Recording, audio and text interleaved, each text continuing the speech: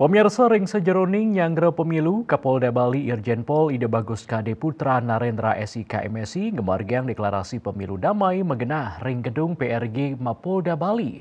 Tujuannya nih, untuk mapinunas mangde pemilu sida memargi antar sepisana nunas keselamatan, kesehatan tur ngaturang rasa angayu bagia. Parikrama inucap kerohin langsung oleh Wakapolda Bali Brigjen Pol Dr. Igusti Kade Budi Haryasana, Irwasda Polda Bali Kombes Pol Arif Prapto Santoso, miwa makasami PJU Polda Bali tur instansi sane mampaikatan, Kapolda Bali taler nyarengang ring pemargi inucap antuk ngerasti tiang mangde pemilu side memargi antar, sane kainter oleh suang-suang pemuka agama sane taler kesarangin oleh pejabat utama Polda Bali, miwa samian instansi sane mampaikatan.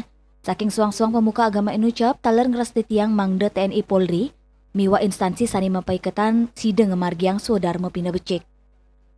Kapolda Bali ngawadarang acara doa lintas agama puniki tios maptutujon mangde pemilu memargi antar, taler sepisana nunas keselamatan, tur ngaturang rasa ngoyo bagio majeng ide sang yang widiwasa.